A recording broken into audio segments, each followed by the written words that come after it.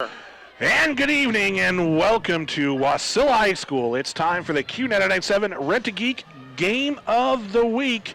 And this is the one we all look forward to, the granddaddy of them all, the Potato Bowl.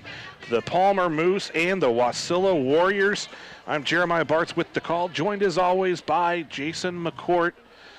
It's a little bit different these days with two different conferences, but it's still the Potato Bowl we have come to all love. It is number 38. We'll talk a little bit more about records during halftime. It's a game that everybody circles on the calendar. Doesn't matter who you are, which team you root for. Even if you're a non-Wasilla, non-Palmer person, you circle it because it's just a great atmosphere. We had a great night tonight. Blue skies, lights are on. It's a little chilly out. I think it's going to cool down probably another 10 to 15 degrees before this game's over. But it's going to be one heck of a game. We've got a lot to talk about, the Palmer Moose and the Wasilla Warriors. Wasilla, a team that struggled but is going to the playoffs. Palmer, a team that should be in the playoffs. So both these squads looking for some momentum.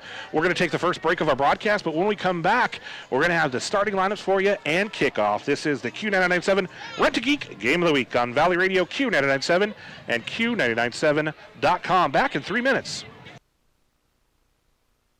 997 Rent-A-Geek Game of the Week on Valley Radio Q997 and Q997.com. The Potato Bowl, Palmer and Wasilla. I'm Jeremiah Bartz with a call, joined as always by Jason McCourt. And again, this is just one of those games that we really look forward to. Palmer has the 27-10 edge on this game. Wasilla 11-26. Why the difference in those numbers, Jeremiah? In 1984, the teams were originally scheduled to play at the end of the season. That was going to be the Potato Bowl. But in order for them to get at least 6 games in, they decided to add a game at the beginning of the season. Wasilla upset the Palmer Moose 14-12 under first-year head coach Bill Stearns. Palmer was expected to win that game.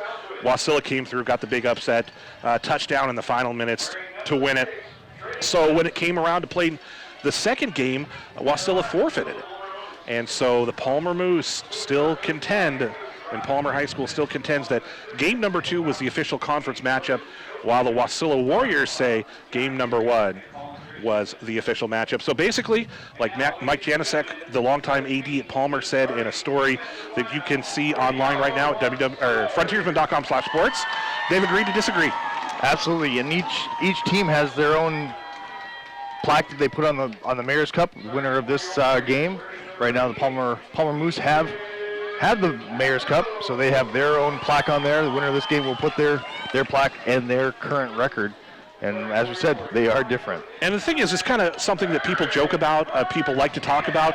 I don't think it's super controversial anymore. It was pretty heated back in the day, but it's just part of that folklore we know as the Potato Bowl. Just a lot of stories. And of course, you've heard this, we've all heard the stories about loads of potatoes being dropped in front of the opposing team's field and stuff like that. So a lot of folks in Palmer, Wasilla have had a lot of fun with that. Definitely check out the Friday edition of the Frontiersman for the story looking back at the 1984 Potato Bowl, but also just remembering why this is called the Potato Bowl. I work with somebody who's new to the area, and he kind of looked at me with a goofy look when I was talking about the Potato Bowl. Why the heck would this game be named after a potato? But the newcomers to the Valley don't remember the days when you went to Four Corners, Trunk Road. What did you see? You saw potato fields. And back before there was a Colony High School, Trunk Road was kind of the dividing line. If you lived on the Palmer side of Trunk Road, you wore blue. If you lived on the Wasilla side of Trunk Road, you wore red. So it's just another symbol. And the potato is a big part of our culture, and they're out there. It's just maybe not as prevalent or seen. So it's kind of nice in a game like this. We can use it as a way to embrace our culture as well. But we've got the football side of it, and as we explained before the break, it's no longer a conference game. Wasilla's in the Rail Belt, Palmer's in the Northern Lights. So from a coaching standpoint, what do you tell your kids? This is all about the momentum into the playoffs. Right now, Wasilla does have the in. With West Valley's loss back in week 5, that gave Wasilla the in. Lost to Chugach last week, gave them the number 4 seed. They will have to go to Anchorage to play the number 1 team out of Anchorage. We're still not sure who that is. Bartlett right now is the leader, but of course they'll be playing Diamond tonight, and we'll see what happens between that West Service game as well. As far as Palmer goes, they're Can we say they're kinda in? It's a technicality. It is. They, with the win over Kenai, they're all but in. They still have the Week 8 game this weekend between Soldotna and Kenai. That game kicks off tomorrow at 3 p.m. at Soldotna High School. And essentially, with Soldotna coming into that game with the, 800 game winning streak that they have, they are favored in that game. But there's talk that if Kenai upsets them, we could get to a coin flip as far as tiebreakers go. So we'll have to see what happens tomorrow. But first, we're going to see what happens right here at the Potato Bowl, Palmer and Wasilla. Wasilla will kick off from right to left on your radio dial. The Warriors wearing the home red, whereas Palmer's got the road whites. Palmer will play from left to right. The Moose were here last year. We talked about that scheduling oddity earlier in the season. We'll talk more at halftime. Palmer won the Mayor's Cup, and they'll looking to do it one more time. Wasilla, on the other hand, is trying to bring the Mayor's Cup back to Wasilla High School. The Moose and the Warriors. Prep Football on Valley Radio is also brought to you by Legacy Funeral Homes, Taylor Fire Protection Services, and the Frontiersman. Check out frontiersman.com and frontiersman.com/sports for the latest in local news and sports.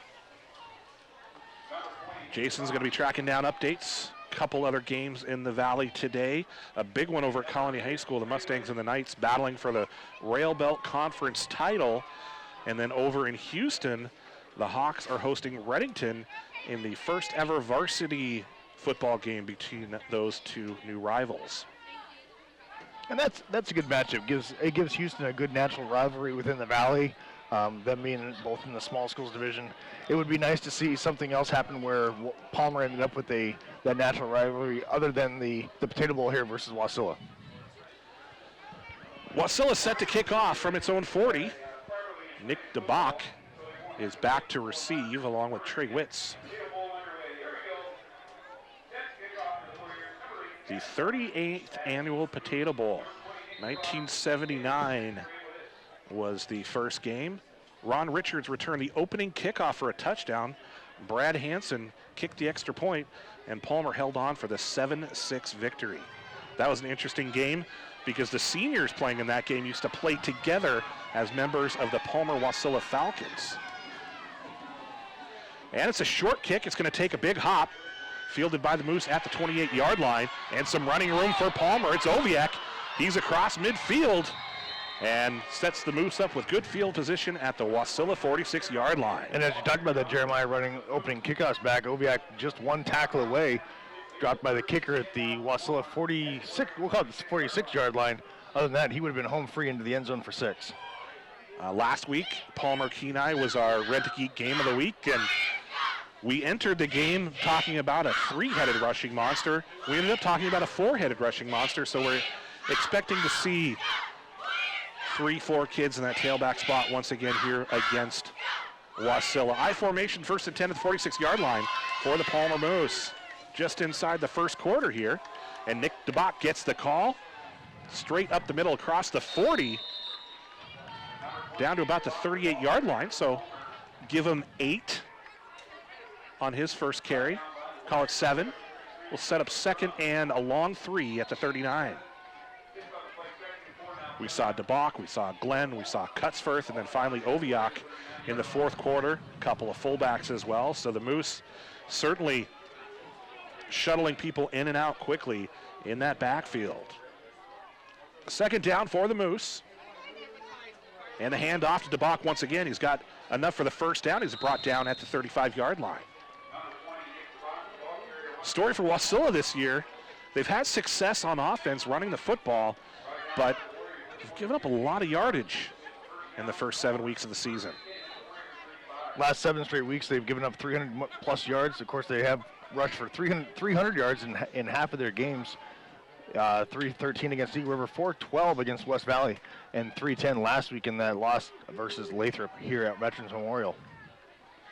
1st and 10, fresh set of downs for Palmer just inside the first quarter here at Wasilla High School, the 38th annual Potato Bowl. Man in motion, that's Witz. And a flag on the play. And it's going to be a procedure penalty on the Moose, so we'll back him up 5 yards. So 1st and 15 now for Palmer. The Moose like to show Witts in motion pretty consistently. Witts got a couple of carries last week against the Kenai Cardinals. 1st and 15 for the Moose. Generally a run-oriented offense, but we've seen them pull the trigger with Southwick. Oviac into the game, and Oviac bursts up through the middle. And he's brought down at the 30-yard line. That'll be a 10-yard gain. He's certainly added a lot of depth to the backfield as Austin Ferris checks back in for the Moose. Austin and his younger brother Levi have been trading spots at the fullback spot, trading downs at the fullback spot. I formation, receiver to each side. And Oviac cuts back, and he should have enough for the first down and more as he cuts inside the 25-yard line. Looks like he gets down to about the 24-yard line. Great cutback, as you said. Oviac is a shaker and mover. We saw that last week versus Kenai. Gets the ball when he gets to the line, making that good decision. I like the way he cuts back against the grain. Gives him a lot of open field to run in, and in this case, picking up that first down. So 1st and 10 for the Moose, now at the 24-yard line, just inside the first quarter here at Wasilla High. Palmer working along the near side of the field. That's the home sideline. And the handoff again to Oviac. He's behind the left tackle, brought down by Bo Cork at the 20-yard line. Should be another 4 yards for the Moose. And just as you say that, Chugiak is on the board versus Colony. They lead 6-0 over at Pride Field. So keep an eye on that game.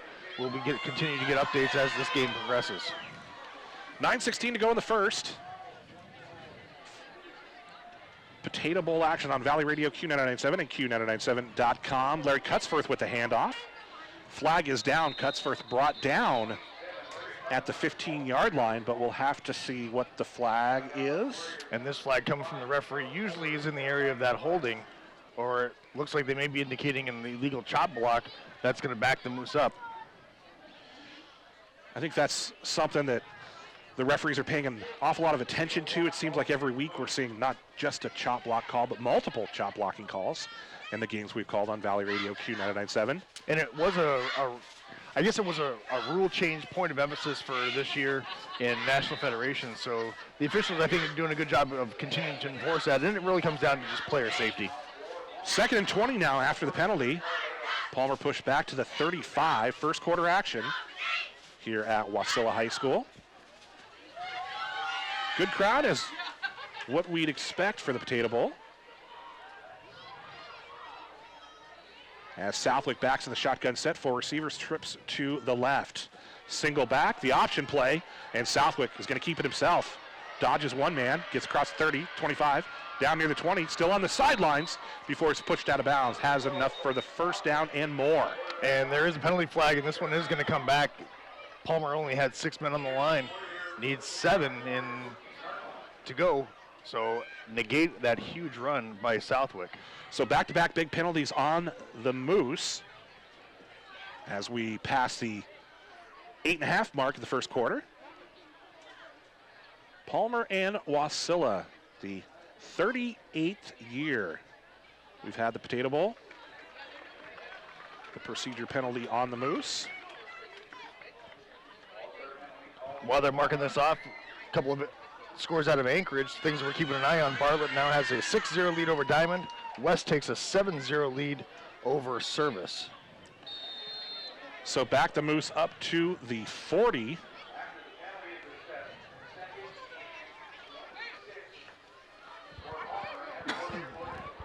So second down and an awful lot for the Moose. Need to get inside the 15 for the first down. Palmer stays in the 4 receiver set, single back. Southwick back to pass for the first time today.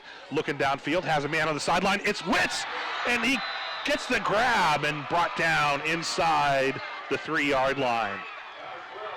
Trey Witts reaches out, makes the catch, and it's going to be first and goal for the Moose. And Clayton Southwick took one heck of a hit. I didn't see the number of the defender. It was a legal hit, but right in the chest, and he was down for a good 2 or 3 seconds after the pass was completed and still struggling, looks like maybe to catch his breath. So appeared just to have the wind knocked at him. 8:12 to go in the first. First and goal for Palmer. Called him down at the 5-yard line. So this is probably a play you just want a quick inside handoff to make sure your quarterback doesn't get hit again. Southwick under center, first and goal, I formation. Handoff to DeBach, and DeBach's going to be brought down short of the goal line. Spot the ball at the 2-yard line. Second and goal for Palmer, and Southwick still with his hands on his thighs. And you wonder if it gets to the point where you might want to call a timeout. You don't want to waste a timeout early in the game like this, but you want to make sure your quarterback's okay. And I think in this situation at the 2-yard line, you're just hoping to get the touchdown and get him off the field. Second and goal at the 2. Southwick under center. The handoff again to DeBach, and DeBach is straight through. And they're going to call him down at the 1. It looked like he was going to have the push to get through. So it's going to be third down and goal at the 1-yard line. The ball actually between the 1-yard line and the goal line, so at about the half-yard line. Looks about as close as you get without actually getting in. Look from Southwick to QB sneak this. Southwick pushes forward, and we wait for a signal. It's touchdown. Palmer's on the scoreboard.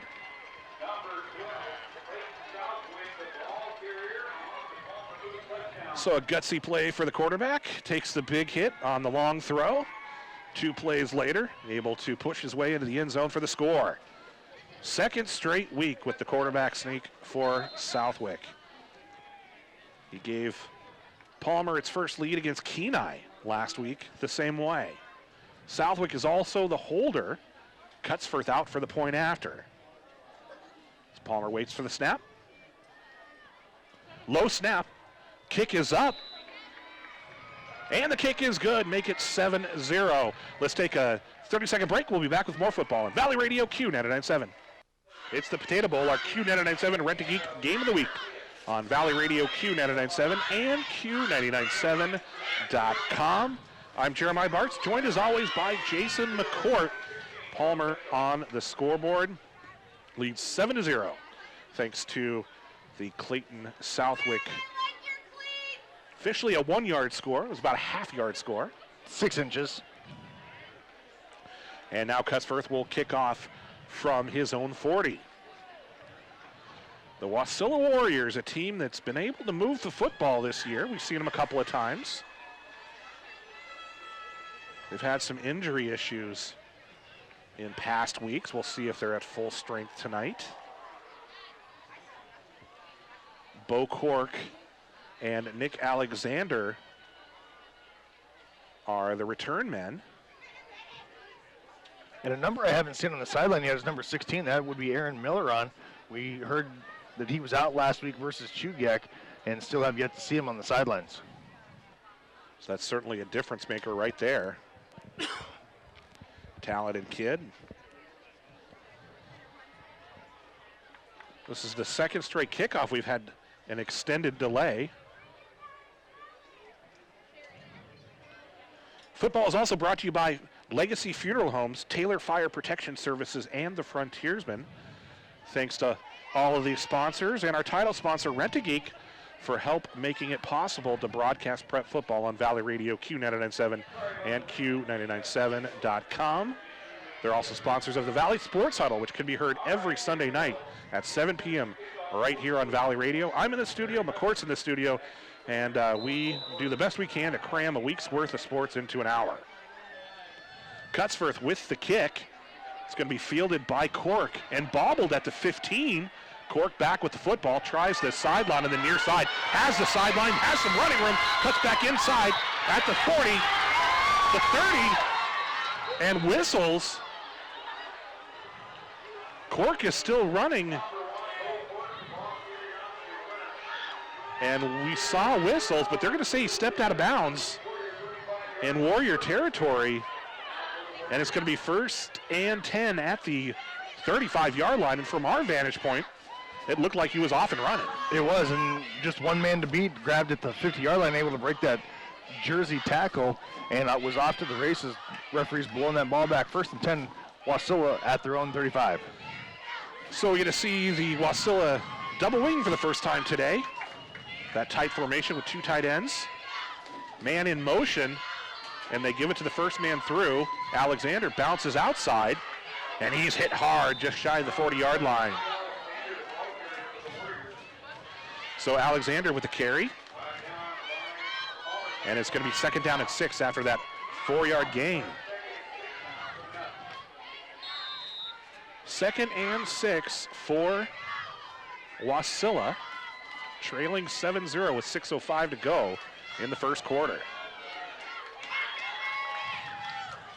Hongslow's the quarterback under center. And man in motion gets the football around the far side, tries to cut back inside. That's Tanner Reed. He's across the 40 to about the 42-yard line, 43-yard line, sets up 3rd and short, 3rd and about 2. And Alexander's the guy that Wasilla Warriors want to get on track. 129 yards and a touchdown last week against Chugiak. And he's had some big games this season, but he's also had games with 10 or 12 yards. So this is a guy that has to get started early for the Warriors. 3rd and 2 for Wasilla. Working along the far side hash marks. Man in motion again. They give it to the motion man, and it's going to be enough for the first down. That's Sean McDermott with the carry. So we've seen 2 different players on the wing that we normally see Aaron Miller on. First down for the Warriors, working near midfield. And it's going to be 1st and 10 at the 47-yard line. Hongsley back under center. Reed in motion. Alexander with the football, and he's going to be brought down for a loss at the 45-yard line. And it looks like they may give him forward progress at the original line of scrimmage at the 47, so call it a no gain for Alexander. Matt Daniels in on the tackle. Hunter Bleakney there as well for the Moose. 2nd down and 10 at the 47-yard line. Wasilla wearing the Reds, working from right to left on your radio dial. Cork in motion now. They give it right back to Alexander. Alexander breaks a tackle, pushes forward, and that pile continues to move across midfield down to the 46-yard line. And in past, when we've seen the Warriors, when they've had that success, is when you see that pile just continues to move. And Alexander doing a great job with that inside handoff, is shifty himself, just like we talked about with Oviac in the last Palmer series. Alexander able to find those holes, cut back, and get into that open space. 3rd and 3 across midfield into Palmer territory now for the Warriors, trailing by 7. Cork in motion, and Cork cuts back upfield. It's going to be close to the first down, depending on the spot. He's wrestled down near the 45, but should get forward progress up to about the 42-yard line. We'll wait for the spot to see if he's got enough for the first down.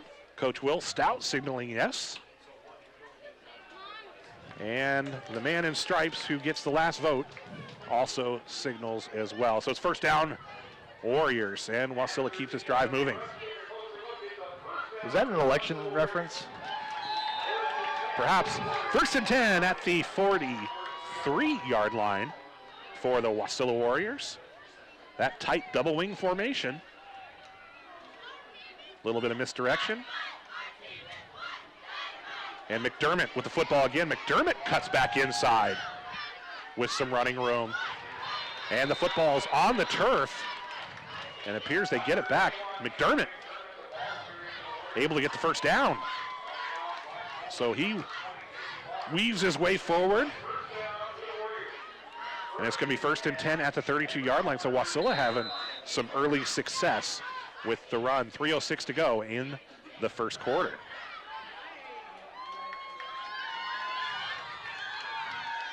First and 10 for the Warriors. Cork and McDermott are the wings. Alexander is the fullback. McDermott in motion. Honslow, the reverse to Cork. Cork tripped up, still on his feet. Cork looking for some running room across the 30 before he's brought down by Daniels. That inside reverse had some success in games that we've seen in the past. Second down and 8 now at the 30-yard line. First quarter action, 2:24 left in the quarter. Palmer leads 7-0. Second and 8 now along the near side of the field for the Warriors. Cork in motion. Honslow, design keeper, still on his feet. Drags DeBach toward the 20 before he's brought down. It's going to be close to the first down again. And enough for the first down. Fresh set of downs for the Warriors. So first and 10 at the 21.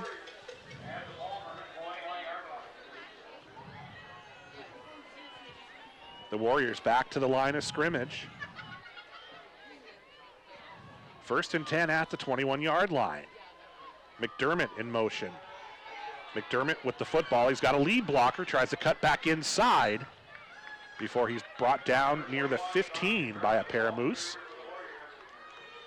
It'll be second down now. Second down at just about 5. Nick DeBach in on the tackle for Palmer. The 16-yard line with 1:22 to go in the first quarter. So a fast-moving first quarter. I think we've seen just the one pass play, and of course that was the long grab by Trey Witz for the Moose. It set up that short touchdown. Inside to McDermott, looking for the sideline. It's going to be brought down short of the first down.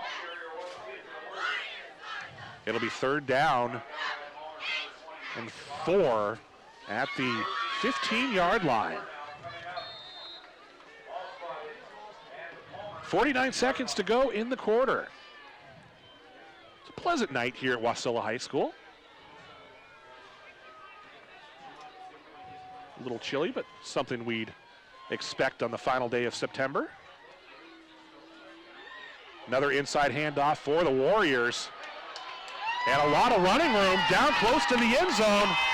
Into the end zone for the touchdown. So Sean McDermott with the score. And Wasilla cuts the Palmer lead to 7-6. Now Barnes as Wasilla. They burned teams with the swinging gate before, but they settle back into the extra point.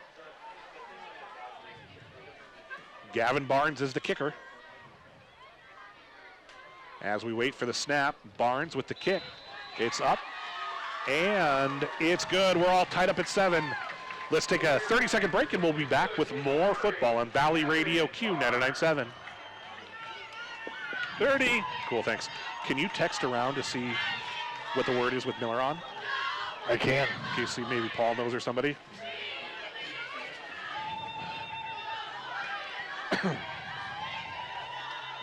Well, I can really hear the crowd tonight. That sounds yeah, a lot. they're hooting and hollering. Well, that helps a lot on the radio, yeah. 5 seconds. Okay, here we go, boys. Ready? On air. And welcome back to Wasilla High School. It's a tie ball game, the Potato Bowl, the Palmer Moose, the Wasilla Warriors. And both teams, Jason, score on their first offensive possession of the ball game. And that's bodes well for both teams being able to move the ball as well as they did. 27 seconds left in this first quarter. Very quick. There's going to be a lot of rushing yards. I can already have a feeling in this game. Palmer and Wasilla, a couple of teams that like to run the football. Both do it differently. Palmer favors its eye attack. Will occasionally spread it out a little bit. Wasilla, its bread and butter is the double wing that first-year head coach Will Stout had installed for this program. The former coach in South Texas, something that has worked for him in the past is working for him up here as well. Again, they've had more success on the offense than probably their record indicates.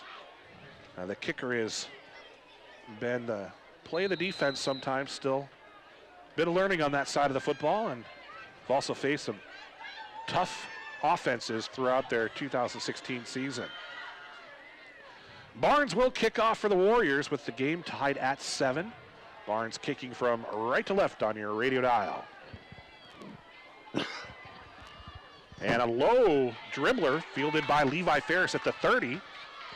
Ferris brought down at the 40. Good field position once again for the Moose. Palmer started his first drive at Wasilla's 45. And Palmer's second drive will start at its own 40. And probably just about one time for one play, 22 seconds left. A fast-moving first quarter with a lot of rushing. Also at the end of the first quarter, Chugiak leads Colony 6-0. And also in the first quarter, Houston leads Reddington 19-0. Houston in position to do things the Hawks have never done on a football field. Got a great shot. They're in the playoffs, and they've got a great shot to make some noise. We'll talk about that at halftime. The handoff to DeBach for Palmer. DeBach stretches across the 45-yard line for the 6-yard gain. It'll be second down and 4. Second down and 3. They give him 7 yards on the carry. Inside 5 seconds here in the first quarter, and we are going to go to the end of the quarter. 7-7. Let's take a 60-second timeout. We'll be back with more football on Valley Radio Q997. Moving first quarter, we're already getting ready for quarter number 2. It's tied at 7. Both teams scored on their first possession of the football game. The 38th annual Potato Bowl. The Moose and the Warriors. One of, if not the most storied football rivalry in Alaska. Second down for Palmer. DeBach with the football. He's got enough for the first down and more as he plows his way inside Wasilla territory down to the 47-yard line. So a nice game for DeBach, the senior.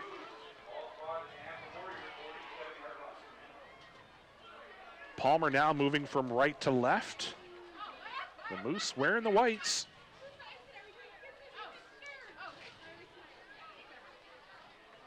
Good crowd here at Veterans Memorial. A lot of blue on the other side, a lot of red on this side. Of course, we're on the home side in the press box.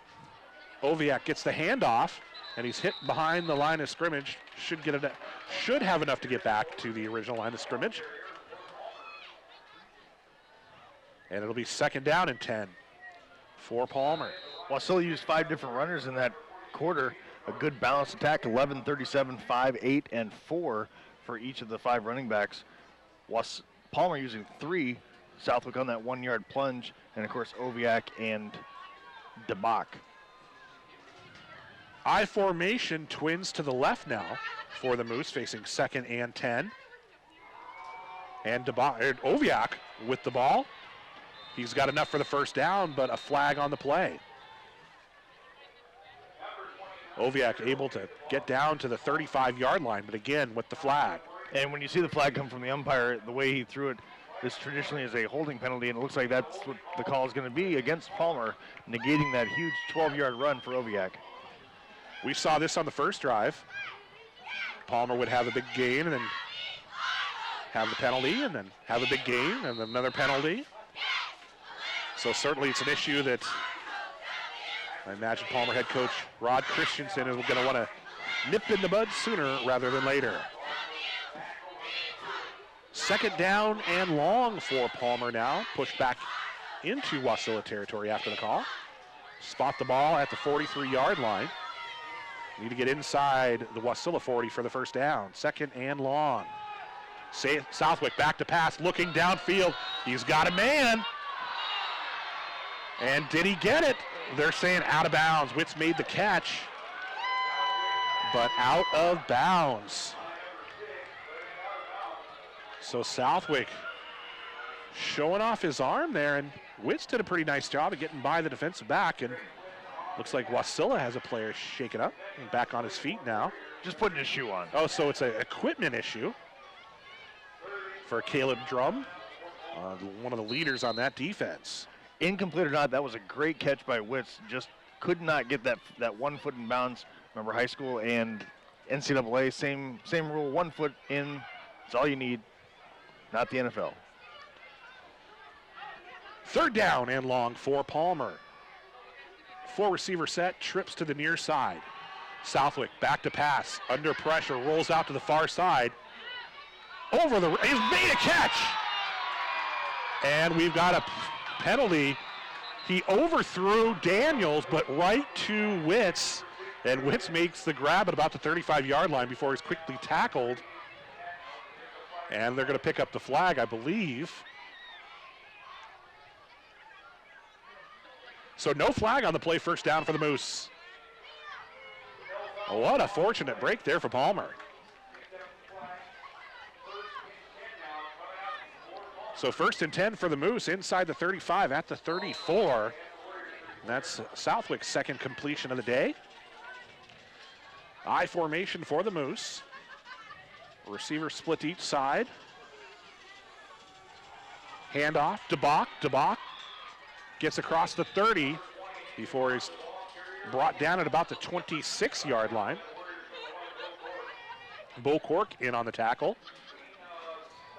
So spot the ball at the 27-yard line. Second down and 3 to go for the Moose. And things are getting a little bit more interesting over at Pride Field in the second quarter with 6 minutes remaining in the half. Chugiak now up 13-0 over the Knights. So big game over at Colony High School. Helped decide the Rail Belt Conference title. Right here, Southwick rolls out for the Moose. Has a man, it's Daniels, and Daniels makes the catch inside the 15 before he's brought down.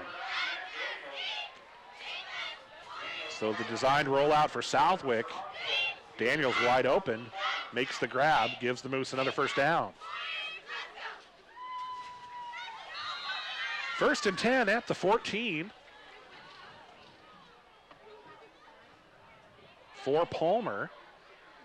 9:03 to go in the first half. Game tied at 7.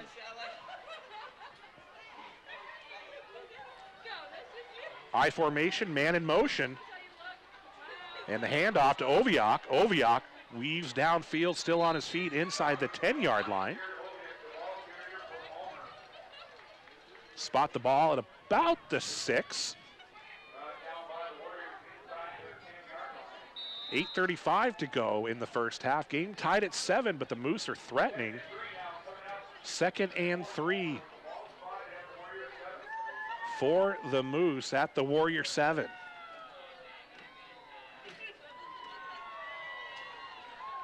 Southwick and the Moose back up to the line of scrimmage for the I formation. Man in motion to the near side. DeBach with the carry. DeBach, the pile pushes forward. Should be enough for the first down. Brought down inside the 5-yard line, and it will be 1st and goal for the Moose. 7:50 to go in the first half. And we see a new backfield in for Palmer. Again, they're trading downs with a lot of kids. Got Austin Ferris and Larry Cutsforth in the backfield in the I-form set now. Southwick, the handoff to Cutsforth. Cutsforth pulled down from behind. Short gain on the play. It'll be 2nd and goal now. So a 1-yard gain, 2nd and goal from the 3.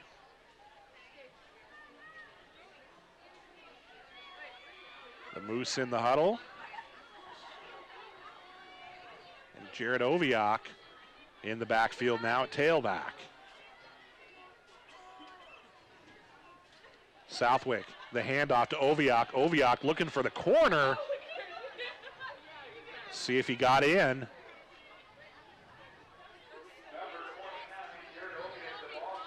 And it looks like he's stopped just short of the goal line. And we're back to a 3rd and goal situation with that 6'7" quarterback, Jason.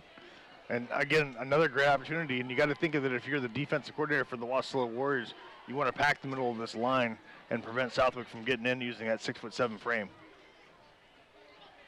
Back to the line of scrimmage. 3rd and goal, 3rd and short. The blocking back in motion, and Southwick is just going to push forward, and it's another touchdown. 6:08 to go in the half, and Southwick scores for the 2nd time today. 6'7" quarterback, something you don't often see in the state of Alaska.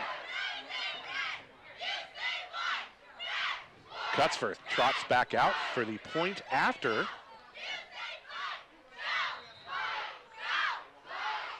As Palmer will try to extend its lead to 7. The kick is up. And the kick is good. It's a 14-7 game. Let's take a 30-second timeout, and we'll be back with more football on Valley Radio Q99.7. Veterans Memorial Field. It's the Potato Bowl, and Palmer has the 14-7 lead. Fairly entertaining game so far. That it has been, and very fast moving. It's only 7:46. We only kicked off about 40 minutes ago, and we're just 6 minutes away from the end of this first half. Palmer and Wasilla. During halftime, we'll take some time to talk about Potato Bowls past. This is the 38th year. It's always the game that people circle on your calendar if you don't have kids in school anymore, or if you're just kind of a casual fan. If you're going to go to one game a year, it's typically this one. The kick fielded by the Warriors, bobbled again by the Warriors at the 22. It's Alexander. And it was actually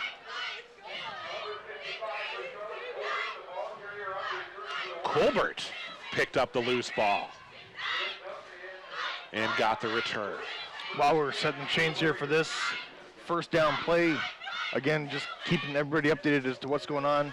It is now West 21 over Service. Service 21-0 over Service. Houston leading Reddington 28-0 that game in end of the first quarter. So right here it's 14-7. Palmer with the lead, Wasilla with the ball. 1st and 10 at the 30-yard line. And the handoff for the Warriors. It's Alexander, not a lot of running room. And 2nd down, it's a 5-yard Gary for the Warriors.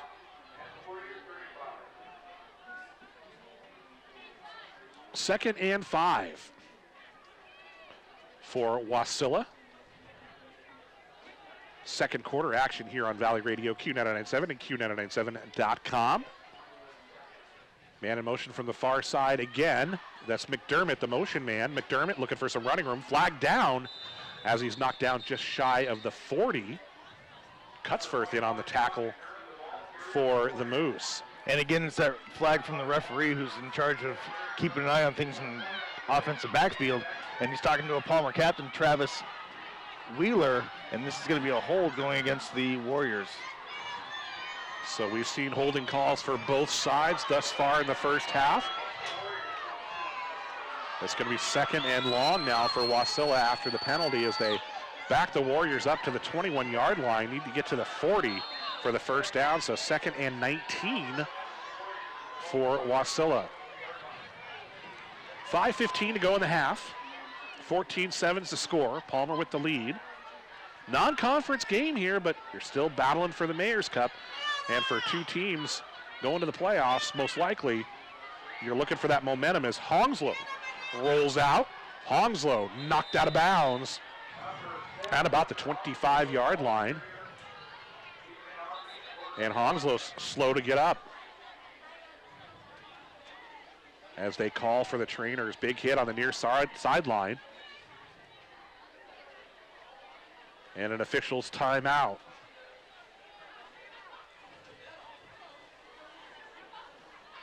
Wasilla has definitely been hit by the injury bug, just counting the number of players on crutches on the near sideline. And, of course, we've mentioned the fact that they haven't had their leading rusher for the last couple of weeks. And here, the quarterback, looking back to the rough season that was last year for the Wasilla Warriors, at one point, they were down to their fourth string quarterback, who was their kicker, Carson Reed. It's always good to have that emergency quarterback like on the Julian roster. Edelman with the Patriots. And Hounslow is up and looking a little weird, but Doc Daniel Larson looks like he's checking maybe airway. He got the wind knocked out of him, much like Southwick did back in the first quarter. So we'll see who the reserve is at quarterback for the Warriors.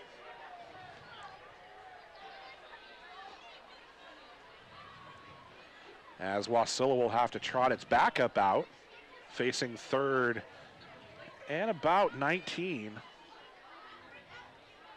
Or third and 16 now after the short Hounslow gain. The Warriors now under center. It's Shapersky. And the handoff to McDermott, and McDermott brought down just past the 30-yard line.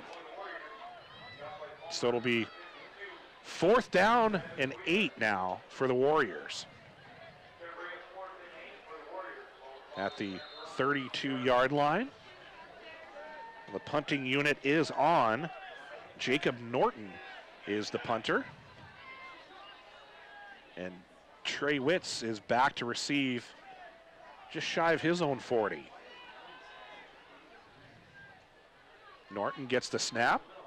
It's a high kick.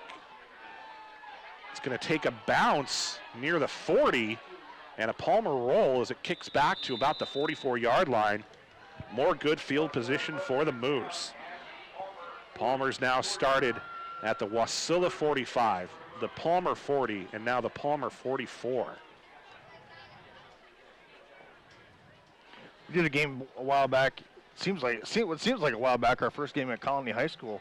And Colony versus Diamond in week 3 spent a majority of the time in Diamond territory starting in each of their drives.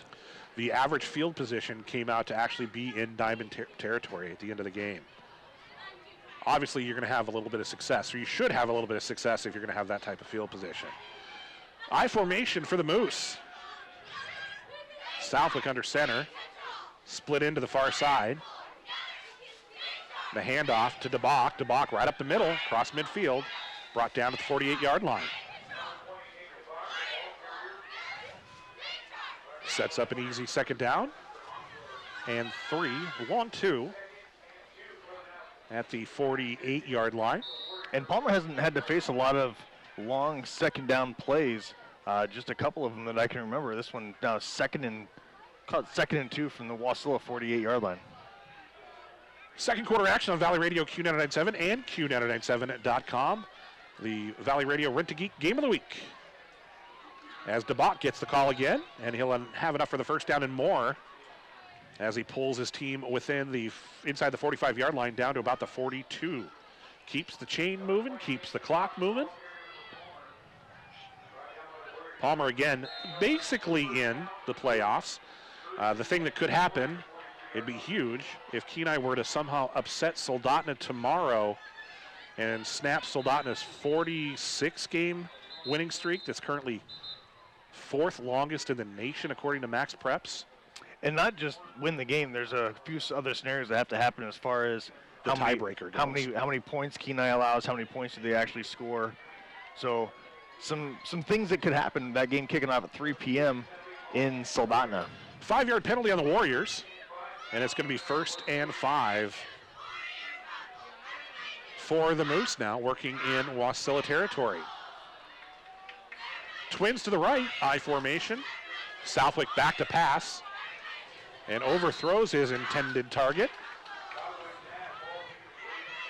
Was looking for Johnson on the far side.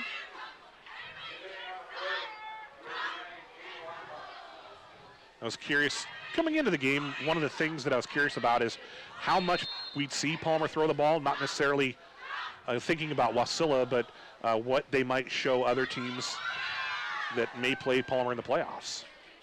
Of course, teams like Thunder Mountain, potentially so high, are going to be taking an awfully careful look at the videotape of this game as DeBach takes the pitch, and he's across the 35 down near the 30. Colbert in on the tackle for the Warriors. And it's going to be fresh set of downs, 1st and 10 at the 31-yard line. Right now, North Pole looks like the favorite to come out of the Southeast Conference is the number 1 seed. They would play Palmer next week if Palmer makes the playoffs. North Pole leading right now, huge down in Ketchikan. Southwick back to pass once again, looking for Witz over the reach. I think Thunder Mountain's still in the conversation too, though, because Thunder Mountain beat North Pole earlier in the year, so they might be.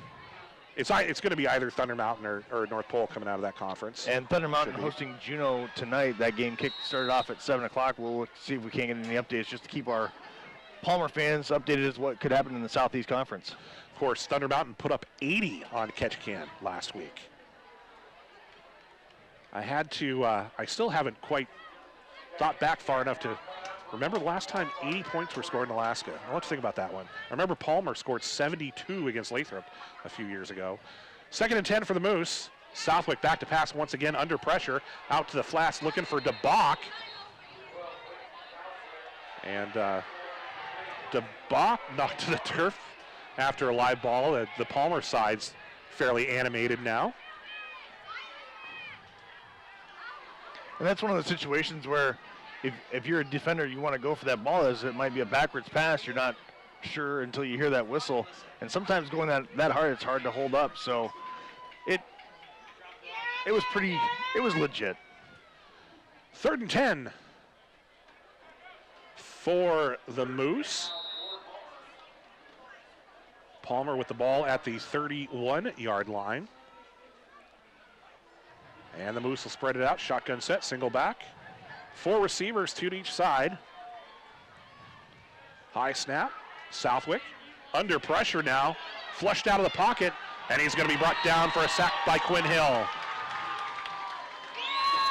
So the Warriors, with their biggest play on defense of the day, forces the first fourth down of the half for the Moose. And the first negative yardage as far as an offensive play goes for either team. And for the Warriors, couldn't have come at a better time. Clock ticking now just outside of 2 minutes to go in the second quarter. Palmer leading 14-7 in the 38th Annual Potato Bowl. And the Moose will punt, facing 4th and about 18. DeBach at the 49-yard line. We have seen the fake from the Palmer special teams already this year. And DeBach will kick it as they try to pin the Moose or the Warriors deep, and it's going to roll into the end zone for a touchback. That's the play at midfield. You're at the position where you could potentially go for the fake, even though it's 4th and 18. But I think if you're the Palmer coaching staff, you don't want to do something that's going to give your opponent too much momentum. Especially this late in the second quarter. Just up a touchdown, 14-7 again, Palmer leading here at Veterans Memorial Stadium. You'd rather give Wasilla a long field. They'll take over now at their own 20-yard line with 1:37 remaining in the quarter. So we'll see who we see under center as Honslow is shaken up that last series, but Honslow's back out onto the field with his teammates. 1st and 10 for the Warriors at the 20, and Honslow's back to pass, flushed out of the pocket, looking for some running room, shifts back to the other direction, still on his feet, tries to cut back this way, and is finally brought down, and Palmer saying loose ball to football. We'll see what the official call is. So we do have a flag on the play. 1:24 to go in the half. A big moment here. See who they're going to award the football to. And this is a huge conversation for the Moose. You'd love to be able to take over with a short amount of time left in the second quarter, up just a touchdown. And for the Warriors, you'd love to keep the ball and hold on to the 7-point deficit, maybe try to get a score before the end of the half. 1:24 to go in the first half here at Wasilla High School. You got the Warriors pointing one direction, the Moose pointing the other, and we're waiting for the guy with the final call. It's a personal foul on Wasilla and Palmer football. And I think Wasilla head coach Will Stout wants a bit more of an explanation, probably about both pieces, the turnover and so it's a Palmer personal foul and Palmer football. Correct. So Palmer is backed up to the 35, but the Moose will have the ball. So we've had a few long conversations centered around the guys in stripes, which is never usually a bad thing as long as we get the play right. 1st and 10 now for Palmer, Pack with the football after they are forced to punt on their last possession. I formation for the Moose, 1st and 10 at the 35. Fumble on the snap, the ball is live again, and Wasilla's going to get it right back. So the Warriors catch a break. Chase Minnick comes through for Wasilla, and that's 2 big plays on defense, Jason, for the Wasilla Warriors. That it is. Not only do you get the stop on 3rd and long and force the Palmer punt on the previous possession, but this one you get the fumble recovery after giving the ball up deep in your own territory. Now the Wasilla Warriors taking over with 1:21 left on their own 36-yard line. So 1st down for the Warriors, 1:21 to go in the half. Again, stay tuned for the halftime show. We're have some Potato Bowl history for you. The inside handoff. Alexander still on his feet, looking for midfield, and he's brought down after the 1st down. Has enough for the 1st down and more. Brought down at midfield, and Wasilla is going to call a timeout. Let's take a quick 30-second break, and we'll be back with more football on Valley Radio Q997.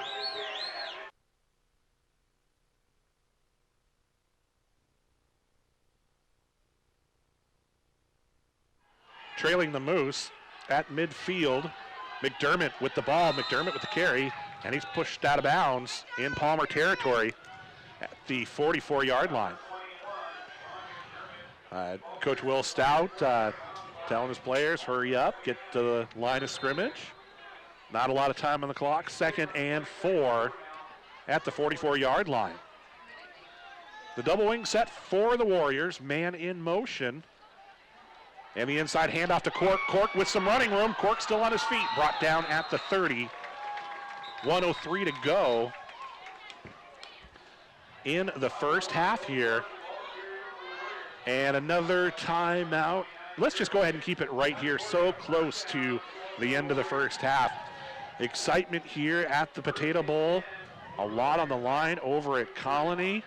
And a newfound rivalry. The Hawks and the Huskies up at Houston High School. And just as I gave you that last update over at Pride Field, Chugiak answers back with a huge touchdown, now leading 20-7 late in the second quarter. So I think one thing that's kind of forgotten a lot with the switch from conferences, Chugiak's the defending runner-up. They went to the state championship game last year, and I think that maybe that hasn't been talked about as much because of Chugiak's the new guy. The new kid on the block. Of course, Chugiak is one of those well-established high school football programs in the state of Alaska. 1st and 10 for the Warriors. Honslow back to pass the screen to Wackenmeyer. And Wackenmeyer with the catch. And he'll be brought down at about the 25-yard line. Hunter Bleakney in on the tackle for the Moose. 2nd down and call it a long 3 after about the 6.5-yard gain. Honslow back to the line of scrimmage. The quick handoff to McDermott. McDermott down the sideline, pushed out of bounds near the 20. Good clock management right now by the Wasilla offense.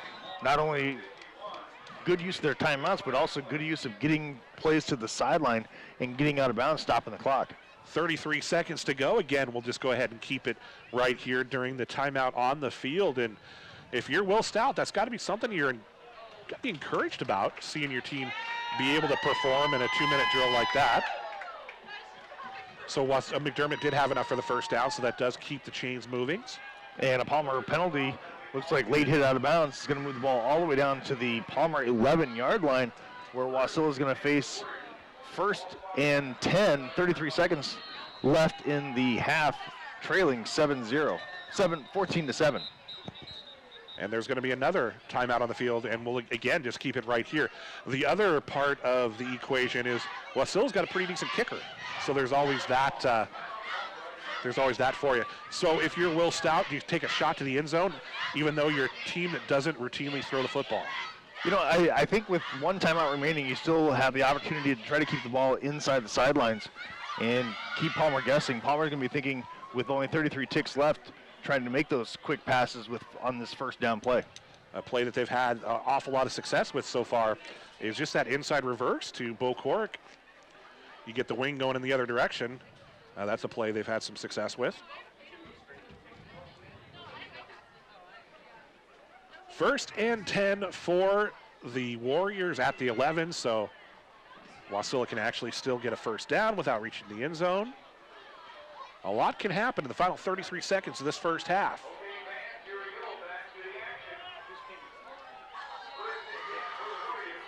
Hongslow under center.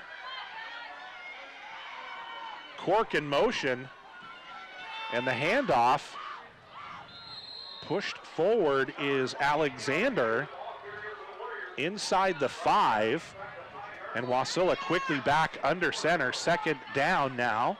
Cork in motion. Again, Alexander as the Warriors move forward, and they're signaling touchdown, and it is a touchdown, Wasilla. And what a late first half drive for Wasilla. Scores with 12 seconds to go in the second quarter. They show the swinging gate look, the loaded field to the far side, and pull back into their extra point package. As Barnes will try to tie this game. The kick is up. And the kick is good. We're tied at 14. Let's take a 30-second break, and we'll be back with more football on Valley Radio Q 99.7. 30. Thanks. Oh, good game. Yeah.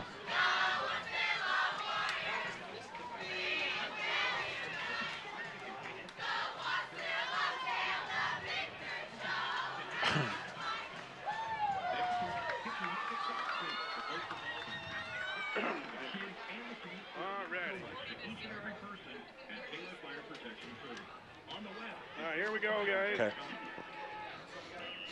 Okay, ready? On air. And welcome back to Wasilla High School and the 38th Annual Potato Bowl, our Q997 Rent-A-Geek Game of the Week on Valley Radio Q997 and Q997.com. I'm Jeremiah Bartz, joined as always by Jason McCourt, and it has been a good one, folks, and we're only about halfway through. All tied up, seconds to go in the first half, 12 seconds officially. And the Warriors, with the big score right before the half, will kick off.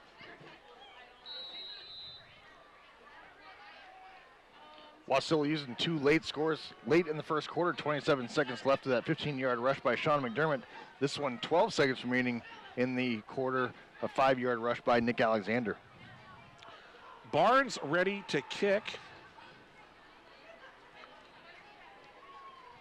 And he pops one up into the air, fielded by Levi Ferris at the 35. Ferris still on his feet. Ferris knocked out of bounds, or knocked down just shy of midfield. And that'll leave Palmer with 4 ticks on the clock. Do you take a shot or just kneel it and go into halftime? I think you got to take it. You got to take a shot with 4 seconds left. Clayton Southwick has a pretty decent arm. We've seen a couple nice passes to Trey Witts downfield. So if you're the Wasilla Warriors, you want to make sure that you're not giving up any trick plays up front, But also you don't want to give up the long play with 4 seconds left remaining in the quarter. When Chase Ferris was the running back, this is where we'd see the halfback pass. 1st and 10, and Southwick is back to pass. He will take a shot downfield and overthrows his intended target, Witz.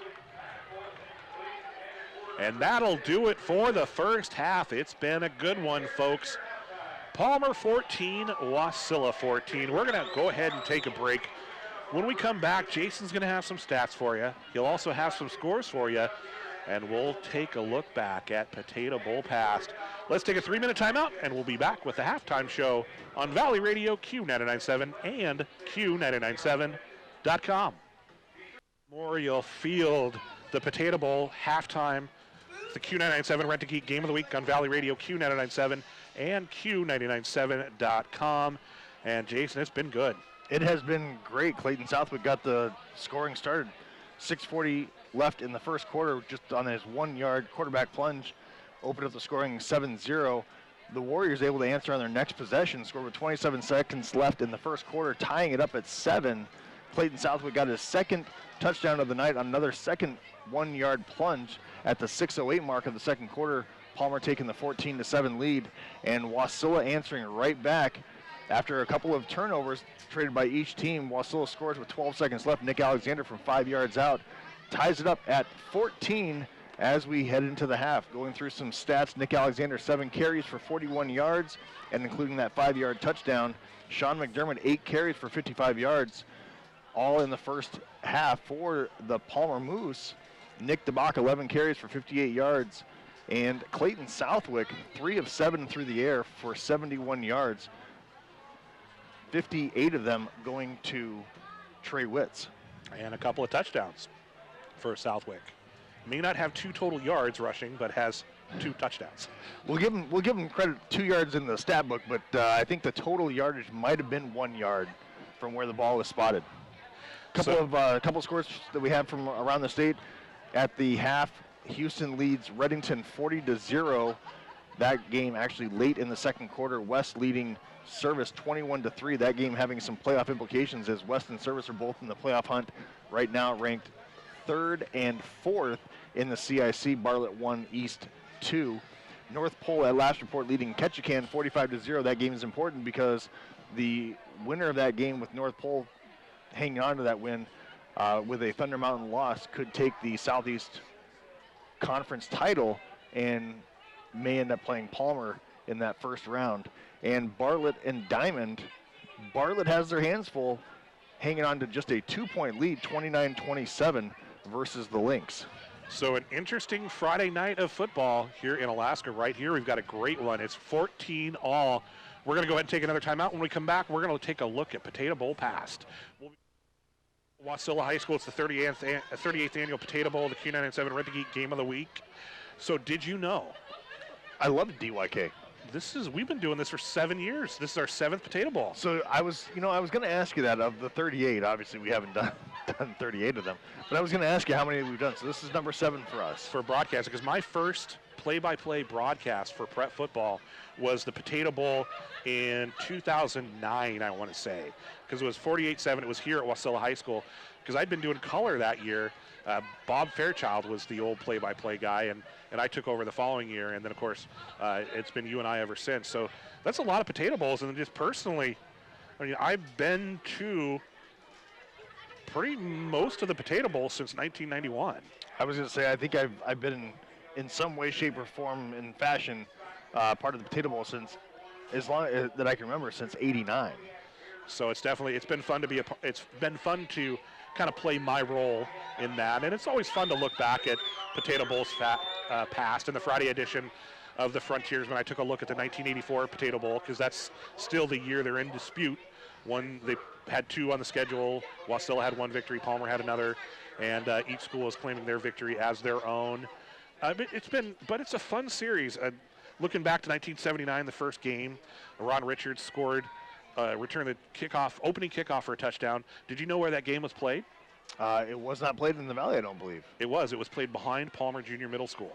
Oh, in the old field there. Okay. Yeah, so that was where the first games were for a while. And of course, in the 70s, 1971 through 77, it was the Palmer-Wasilla Falcons, and Schweitzer was the head coach. And Not Barry. No, John.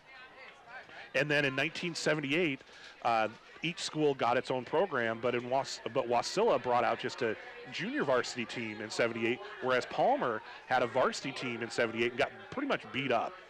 So I hear from the guys from that generation that there was a lot of smack talk going on heading into that 79 game, and then Palmer was able to get the tight victory. But we've got one of our friends in the crowd somewhere was the head coach that went for 2. What year was that? 89. That was the first one that I remember. And I actually was just going to ask you, of all the games that you've been a part of, whether as a player or a spectator broadcaster, I was going to ask you, what's your most memorable? Well, my most memorable, obviously for me, has to be my senior year, 1994, 38-6. But as far as the most memorable that I have covered was, I want to say it was 2002. Palmer won 21-0, and after the game, this was right before the passing of Fred Mockentons, the Palmer captains brought the Mayor's Cup up to Mr. Mockentons.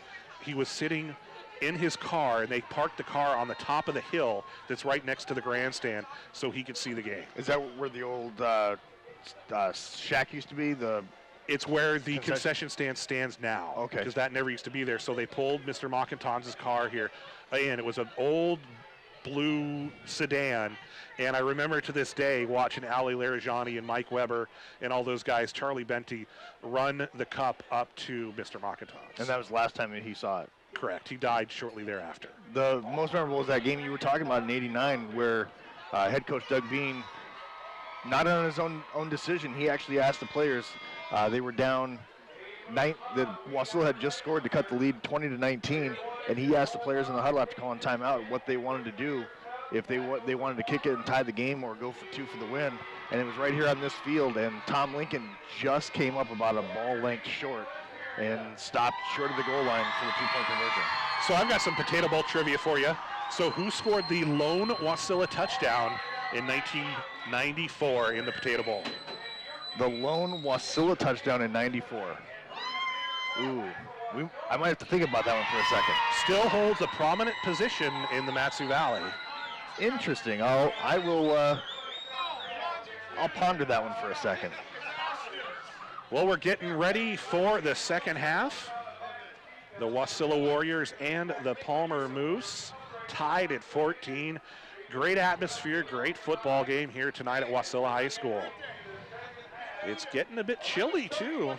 You can start to see your breath. The lights are bright on this Friday night. Cutsforth will kick off. The Moose will kick from left to right on your radio dial. Wasilla, a pair of deep backs just behind the 15-yard line. And we're just about underway. Second half action. And the kick takes a bounce out of bounds near the 20. And that'll leave Wasilla with good field position to start the second half. Wasilla will take over on their own 35-yard line in that penalty, 25 yards ahead of where the ball was kicked. So from the 40 all the way down to the Wasilla 35-yard line. It's that crazy 3-headed scenario. What do you want to do? Far too complicated.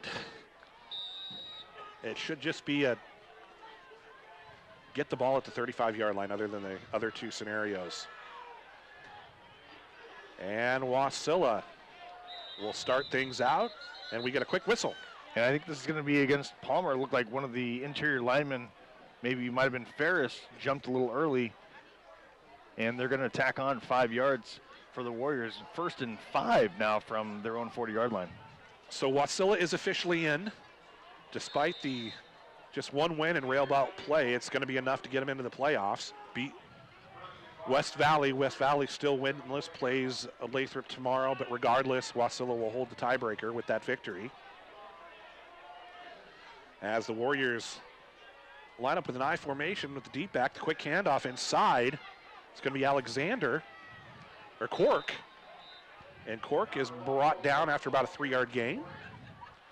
It'll be 2nd and 2 for Wasilla. Palmer all but in. Still waiting on that Kenai-Soldotna game. That game kicking off again at 3 o'clock p.m.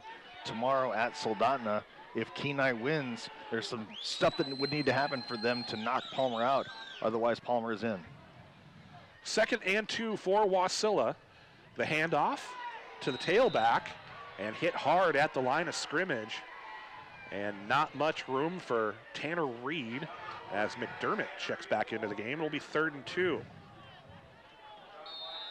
So Wasilla showing a bit of a different look early in the second half with the single wing on the far side.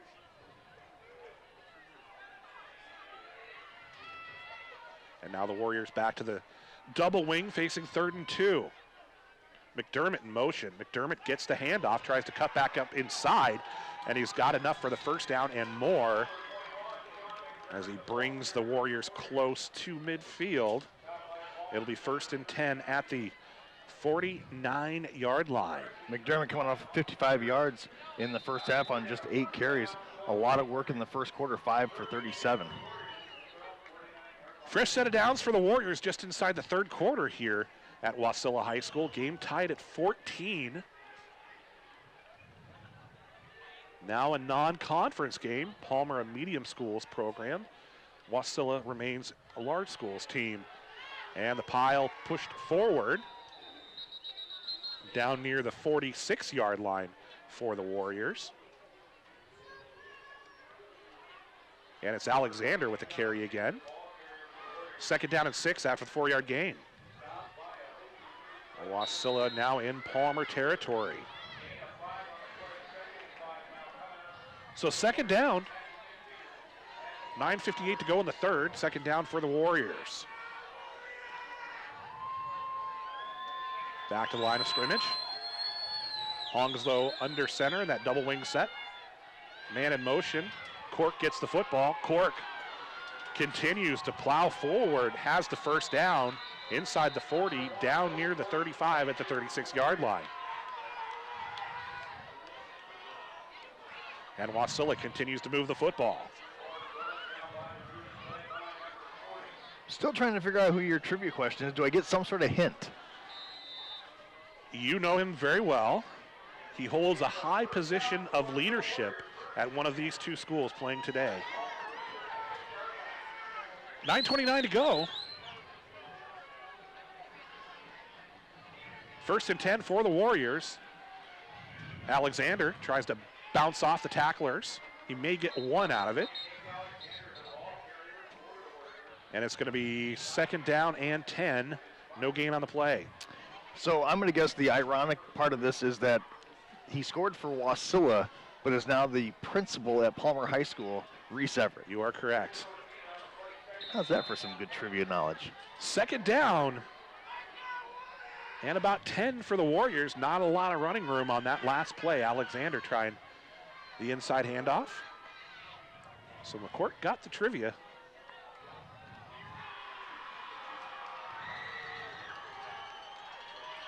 Second down for Wasilla. The handoff again to Alexander. And again, not a lot of running room as Austin Ferris makes the tackle. They do give him a yard of forward progress. Tanner Reed checks back into the game for the Warriors. And this is where that inside counter has been very productive for the Warriors. When that middle starts getting plugged up, getting a lot of the movement away from the wing, Bo Cork has been the recipient of several of those inside counters. 3rd and 9 for Wasilla. Cork in motion. Hongsley will keep it himself, and there's nothing there. Wheeler comes up with the stop for the Moose. Purdue also in on the tackle. And it will be 4th and 10, loss of 1 on the play. And it looks like that might have been a broken play as he was trying to get the ball to Reed on that inside counter. Got bottled up in some of the garbage and traffic on the middle of the line, not able to get the handoff, taking what he can for a loss of 1. So Wasilla on 4th down, 4th and 10. And McDermott will get the football. McDermott pushes forward, gets across the 30, but it's going to be short of the first down. Palmer will get the football back. The Moose on offense for the first time in this second half. Game tied at 14. 7:21 to go in the third.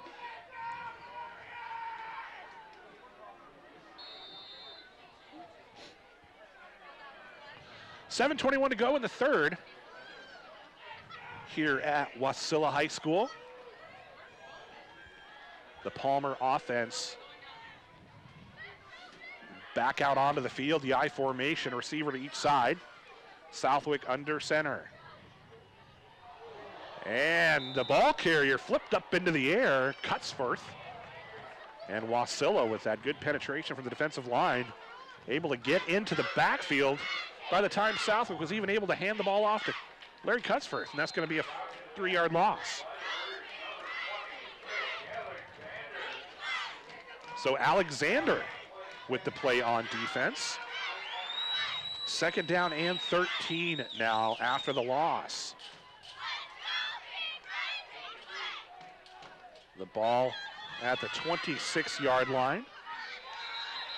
And movement up front. Flag is down. Palmer using that hard count to negate Wasilla's aggressiveness on the line. Lined up 6 men on the line, running a 6-2, 2 linebackers, 3 defensive backs. A little eager on that play, gets 5 of those 5 yards back. Should bring up 2nd and 8 now for the Moose. Spot the ball at the 31-yard line. Third quarter action. The Q997 Rent-A-Geek game of the week on Valley Radio as Cutsforth has the football, looks for the sideline, still on his feet at midfield. And then finally pushed out of bounds near the 45-yard line. Big run for Cutsforth.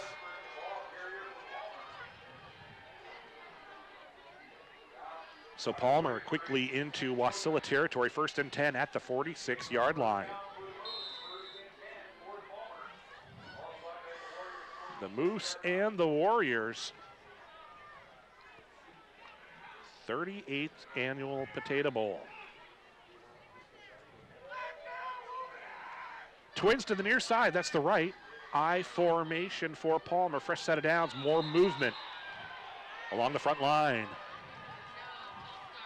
And it should be 5 free yards for Palmer. And this is frustrating if you're a defensive coach, is it's the 2 interior linemen that are lined up right over the top of the ball are the ones jumping. And as you know, as a defensive lineman, Jeremiah, always trained, watch the ball. 1st and 5 at the 36.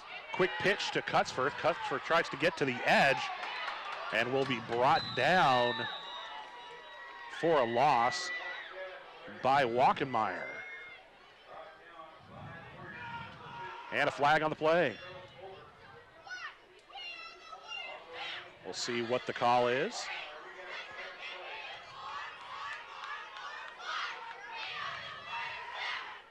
As Wasilla head coach Will Stout is pointing in the direction of Palmer. It will be a Palmer call. Block in the back on the Moose. And it's going to be back into Wasilla territory for Palmer. 1st and long at the 47. The Moose need to get to the 36 for the first down. I formation, the handoff along the near side, still on his feet, battling for extra yards is Oviak. He's across the 45-yard line back into Wasilla territory. It's 2nd down and a more manageable 7 for the Moose. So after being pushed back into their own territory, Oviak able to get some of that yardage back. 2nd and 7 at the 43-yard line. Football on Valley Radio also brought to you by Legacy Funeral Homes, Taylor Fire Protection Services, and the Frontiersmen.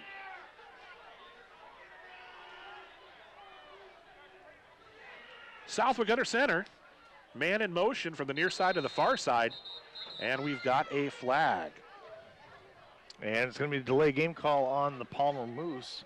We'll back them up 5. 2nd and 12 now from the Wasilla 48-yard line. So a little bit of 1 step forward, 2 steps back for the Moose offense on this series. We saw them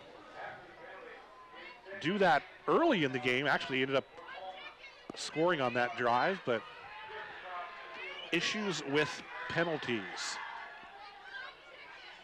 2nd down and 12 for Palmer. I formation. Man in motion.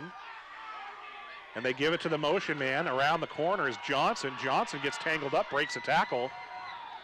And he's knocked down shy of the 40. So Johnson with the carry. It's 3rd down now. And about 5 from the 41-yard line. At the end of 3 quarters, Chugach still leading Colony 20-7. So got the potential of having some craziness happen here in the Rail Belt Conference. 4:03 to go right here in the 3rd quarter, tied at 14. Southwick backs up into the shotgun, the handoff. And then a lot of run, fakes the handoff, and Southwick still on his feet. Southwick into the end zone. But is there a flag down? There is a flag, it looks like at about the 35-yard line. And I thought I saw a second flag coming out. This one, the flag at the 35-yard line from the umpire. There is a second flag at about the 17-yard line. So we'll see what they sort this out. And the umpire is without his hat, meaning potentially a 3rd penalty flag. So this is now, what, about the 3rd time that we've had kind of a convoluted situation with multiple flags and a long conference between the referees. We'll wait for the call.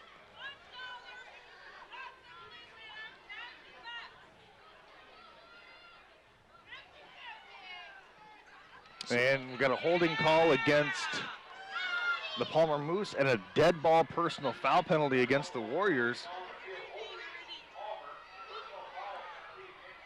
So we'll see where they end up spotting the football.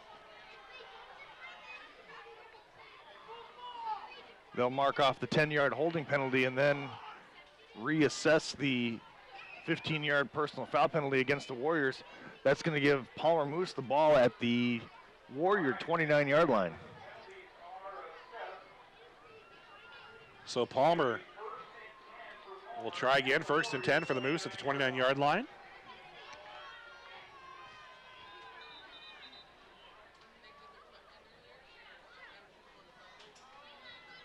And the Moose will stay in the same formation.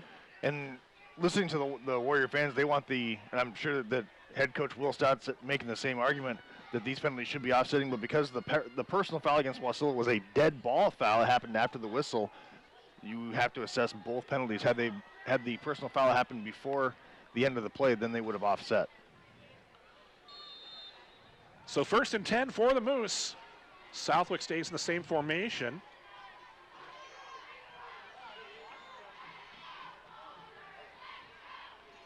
Gets the snap and the handoff to Hale, and Hale should have enough for the 1st down.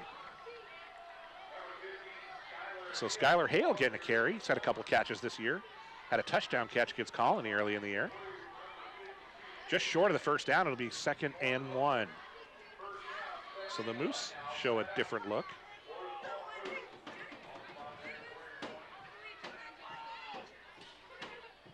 As Southwick back with the play from the sideline. 3rd quarter action on Valley Radio, Q997 and Q997.com. Southwick, man in motion. The fake, the handoff, the pass over the middle, and out of the hands of the intended receiver, incomplete. Jared Oviak with the drop they had the play, faked the handoff, and Oviak was open in the end zone. Hit him right between the 2 and the 9, just not able to get his hands on it. Looked like Walkenmeyer might have gotten into his visual, visual view? line of sight, view. Yeah, those tough words. Those 3rd and 1. It's always those single syllable words that get you. I formation for the Moose, 3rd and 1. And Cutsforth will get the first down. 2:37 to go in the 3rd. Still tied at 14, the Moose and the Warriors. Both these teams taking big chunks of time off the clock. Don't have a count, but I'd like to see what the final play count is for both these teams. As you said, with a lot of runs, Palmer only having attempted 8 passes, Wasilla 1. So Southwick again with the football on the read option, still on his feet, looking for the end zone, into the end zone for the touchdown. So the read option working for the Moose on this drive, and Southwick scores for the 3rd time today.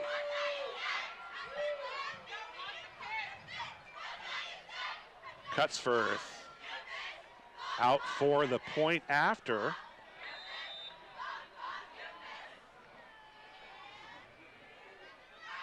And Palmer back out on top.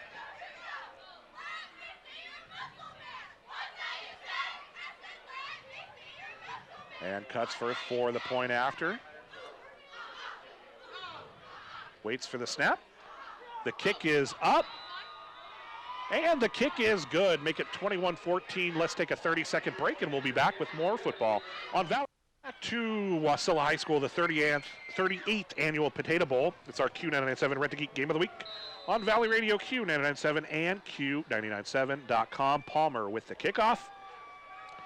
Ball takes a bounce at the 20, bobbled by the Warriors, and Wasilla will fall on it just shy of the 20.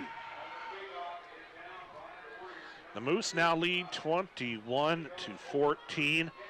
Any score updates from Colony? At last report at the end of the 3rd quarter, Chugach still leading 20-7. I haven't received anything yet from Houston, but at last report 40-0 at the half. Bartlett still leads Diamond 29-27, that game in the 3rd quarter. And West leading Service 21-3 in the 3rd. Wasilla back with the football. 1st and 10 at about the 19-yard line. Cork in motion.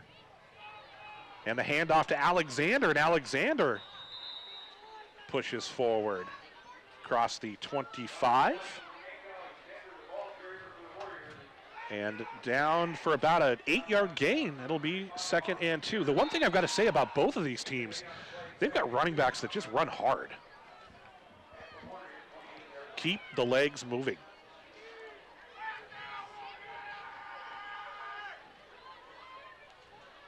Second down and 2 for the Warriors. The handoff again for Wasilla. Cork, and Cork's going to have the first down.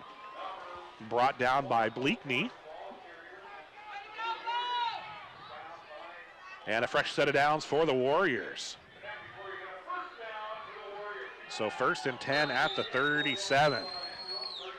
And Wasilla, like we've said time and time again, they have the ability to move the chains, and they've proven that they can do that in games throughout the season.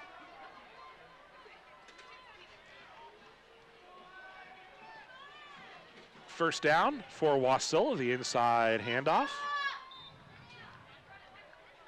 It's Alexander again, and he'll get 3, 2nd and 7 from the 40. I tell you what, if the Oscars had a category for the player who does the most work after the fake handoff, Bo Cork would win it hands down. He sells it better than anybody I've seen in a long time. 2nd and 7 McDermott takes the handoff. Hit behind the line of scrimmage. Should be a loss. A number of Moose, including Aaron Christensen, in the backfield for the tackle. 3rd and 8 now. And we'll see if the Warriors get another playoff here late third quarter. 12 seconds now, 10 seconds and counting. Palmer leading 21-14, nearing the end of the third quarter. And they're not going to get a playoff. Let's take a 60-second timeout, and we'll be back with fourth quarter action on Valley Radio. Quarter action now, the 38th annual Potato Bowl.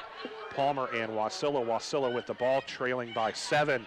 The handoff to Cork. Cork cuts back inside, and he's got another nice gain across the 45 down to about the 47. It'll be close for the first down, and it is a first down. So fresh set of downs for the Warriors. Fast-moving football game. Couple of run-heavy offenses. The Warriors and the Moose. Wasilla in the playoffs will go to Anchorage. Not sure where yet, but will go to Anchorage next weekend. Palmer with a so-high win over Kenai tomorrow is officially in and will host in the first round because Palmer is the host school for the medium school state tournament. The handoff again for the Warriors. It's going to be a loss at about the 45-yard line as Palmer able to disrupt in the backfield. Alexander with the carry and the loss. And it's going to be 2nd and 11. Jacob White in on the stop for the Moose. 2nd and 11 for the Warriors, trailing by 7 early in the fourth quarter of the 38th annual Potato Bowl. Cork in motion. The handoff to Alexander. And again, hit at the line of scrimmage. Jared Oviak with the tackle.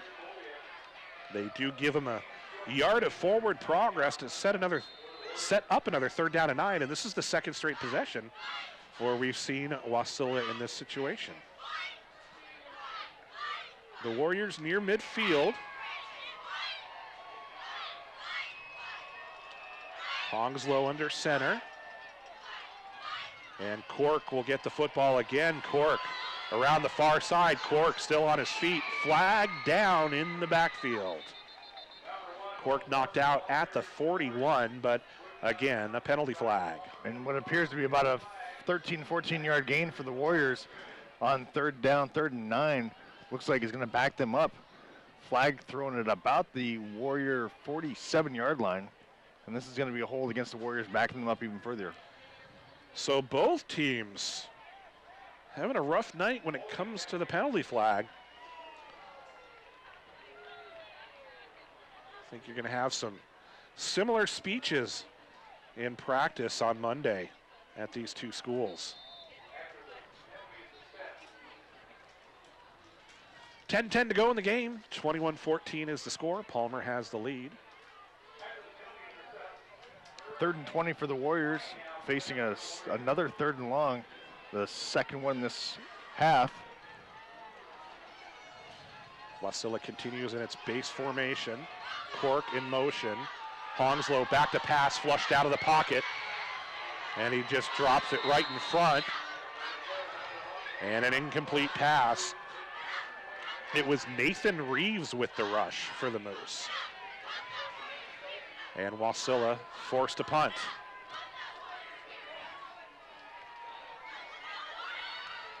Fourth down and about 20 for Wasilla.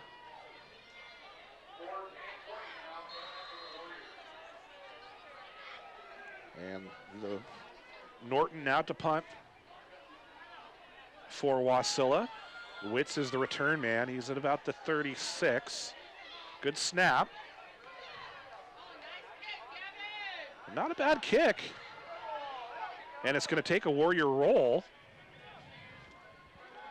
And the Moose will start out about the 19-yard line. So solid kick for Wasilla. Palmer back with football, leading by a touchdown.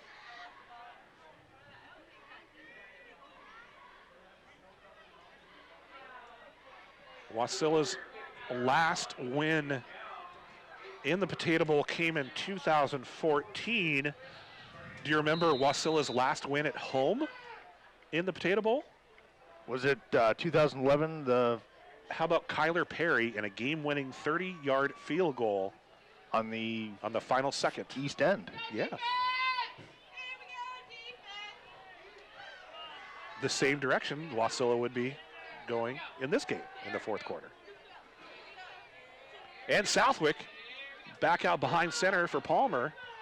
The read option for the Moose after the handoff, and Cutsforth with the football, brought down at the 25-yard line. So offensive coordinator Tim Popowski certainly giving future opponents something to think about, as pretty much throughout the second half they've gone away from the I set and more of a read option look. An official's timeout. Looks like they're sending Wasilla's Colbert off the field to be assessed. So they're calling for the team doctor. Might be equipment related. 2nd and 5 for the Moose now. And just as I say that, the Moose back in their I formation. And the handoff. A lot of running room for DeBach. DeBach breaks a tackle, still on his feet. Across midfield now. And another penalty flag. So a flag is on the play. DeBach did make it to about the 49-yard line, but we got to see what the flag is.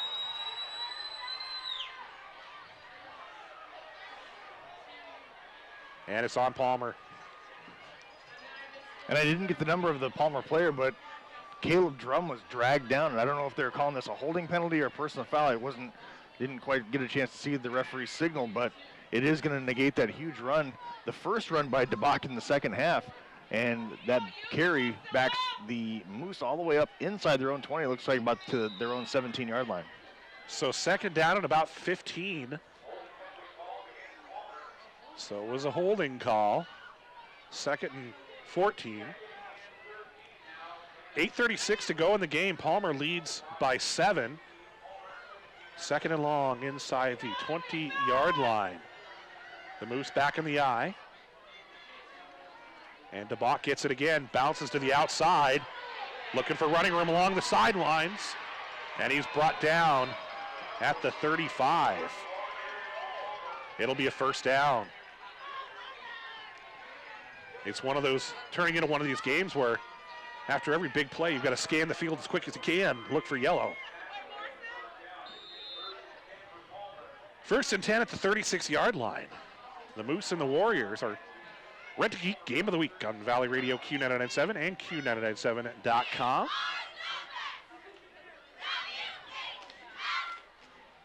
First and 10 for the Moose. 2 receivers to the near side, movement up front, and that should be a free 5 yards for the Moose. And didn't we just talk about this? You're right on the ball. Pretty good vantage point typically.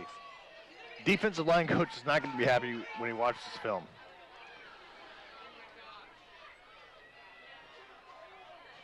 Encroachment on the Warriors, 1st and 5 at the 40. Just past the 40. 7:55 to go. 21-14 ball game. Palmer with the lead. 1st and 5, Twins to the left. I formation. The handoff to Oviak. Oviak, the first down and more. Still on his feet across midfield. The 40. Down near the 35-yard line. Again, scan for yellow. No flags. Palmer in Wasilla territory. 1st and 10 at the 36-yard line.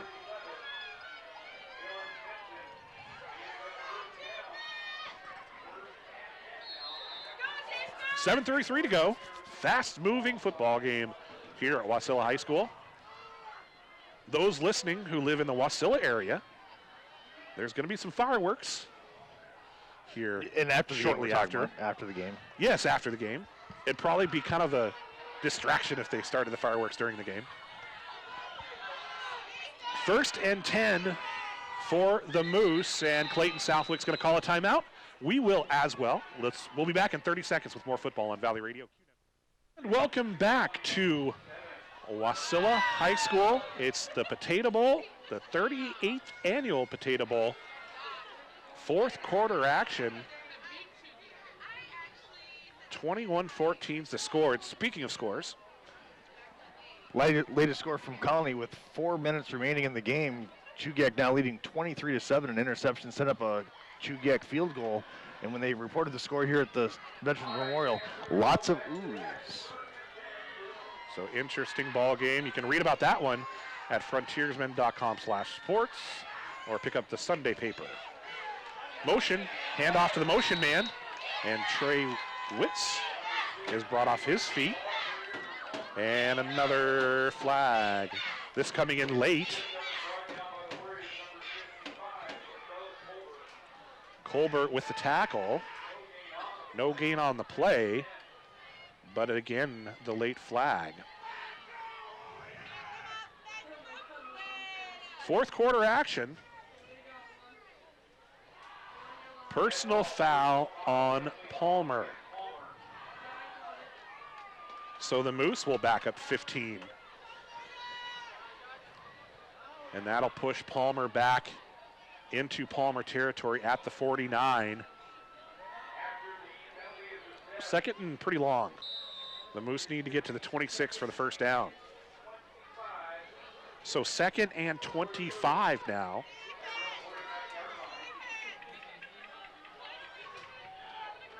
Second and 25 for the Moose. Southwick and movement prior to the snap. Another flag.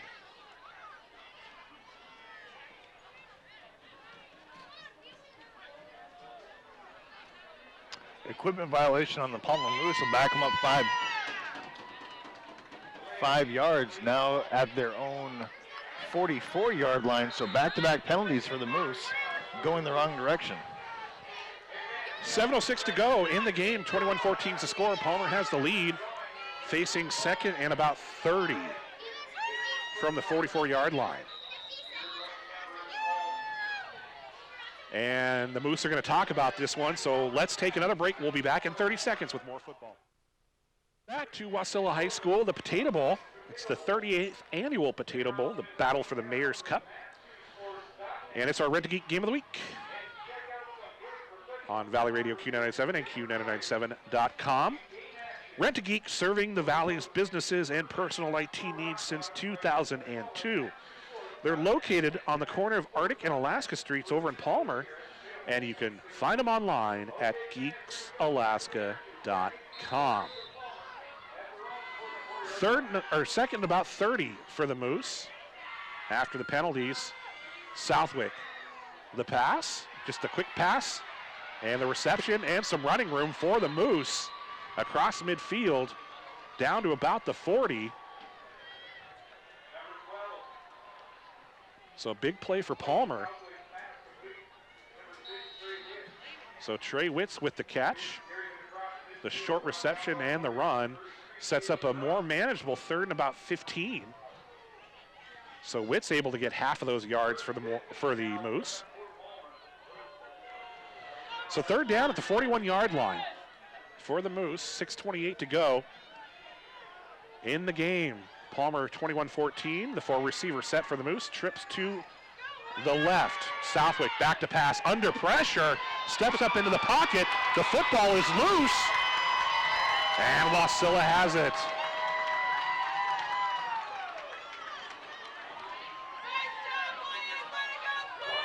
So that's the second fumble recovery of the day for the Wasilla defense.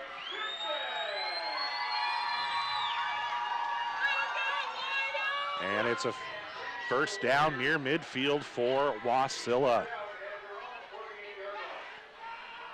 Big play on defense. Did you catch who recovered it? I did not. First down for the Warriors. The inside handoff gets to about midfield. So second down. They give them forward progress at the 49. So it's going to be 2nd and 7 for Wasilla, now working in Palmer territory. 5:53 to go in the fourth quarter. This has turned into a great football game here at Wasilla High School. 2nd and 7, man in motion. They give it to the motion man. Flag on the play as Reed tries to get around the sideline. Reed with some speed down the sidelines and pushed out of bounds near the 25. But as I said before, another flag. And initial signal is going to be a hold against the Warriors. Will negate the big run by Tanner Reed. Will back the Warriors back into their own territory. So I'm sure, it's a stat that we don't take, but I'm sure if you added up the total yardage lost by penalties today, it will probably make a couple of head coaches vomit. 5:30 to go in the fourth quarter here at Wasilla High School, the 38th annual Potato Bowl, the battle for the Mayor's Cup. 2nd down and long for the Warriors. Just a quick handoff for Wasilla. Some running room for Alexander. Alexander breaks tackles. Gets across midfield out near the 45. And picked up a huge chunk of that yardage back that they originally lost all the way into Palmer territory. It looks like they'll spot the ball at the Palmer 44-yard line. Will bring them a much more manageable 3rd and 2. So 3rd down for the Warriors, 3rd and 2 after the big game. And Alexander, he's another one. There's a big pile, and then before you know it, you've got number 20 running down the field.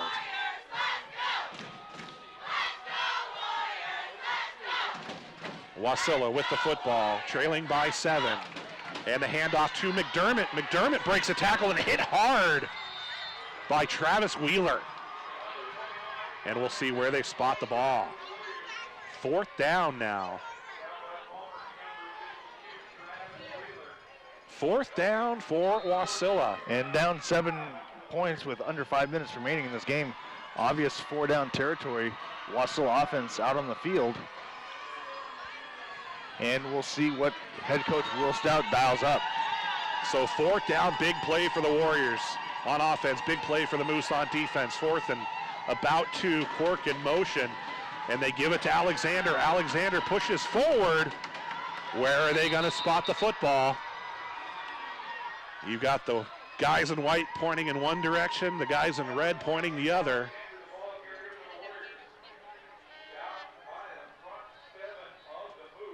We'll see where the football. And we're going to get our first measurement of the night in a critical point in this game. 4:33 remaining. The Warriors trailing the Palmer Moose 21-14. And from here, Jeremiah, I think Wasilla is going to have it. So we'll see what the official call is. Big play for both sides.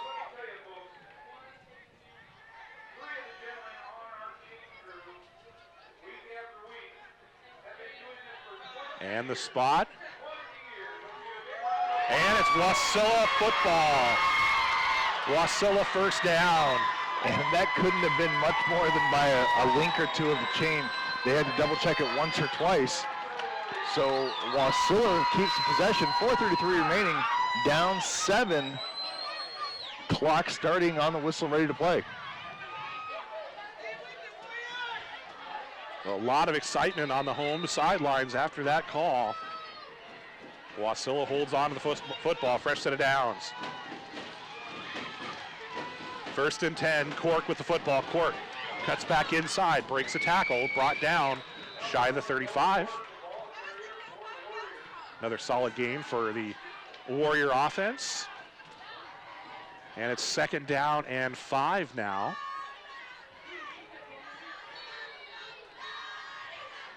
.404 to go.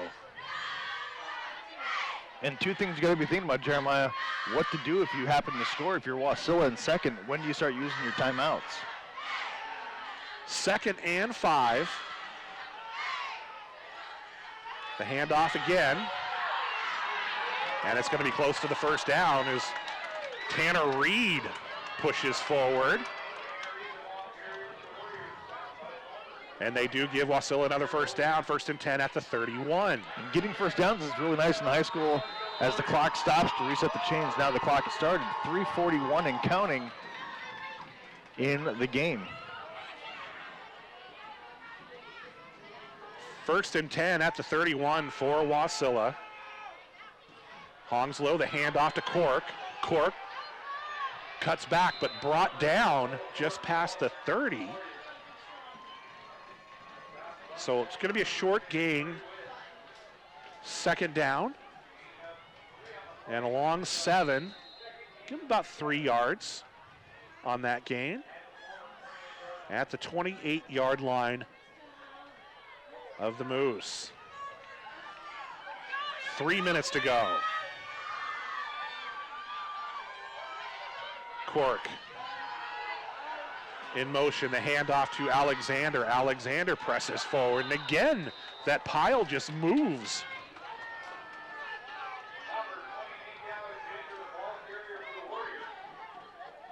And the ball's going to be spotted at about the 20, and it's going to be another first down.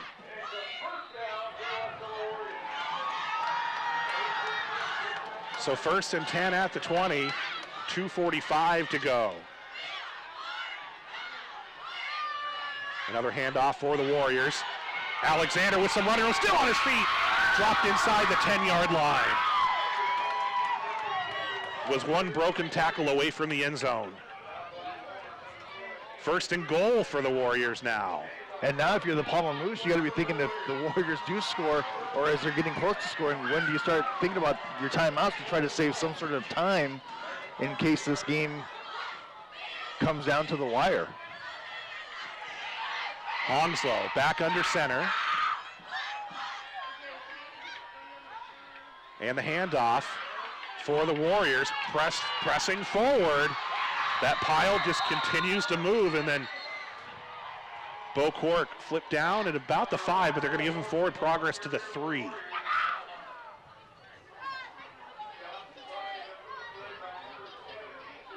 So Wasilla, 2nd and goal.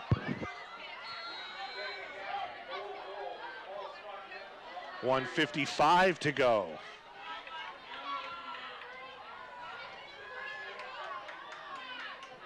Clock continues to roll.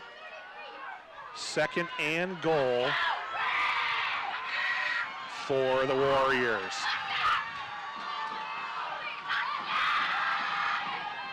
Honslow with the football, and he's going to be brought down for a loss at the 10. Wheeler in on the play for the Moose.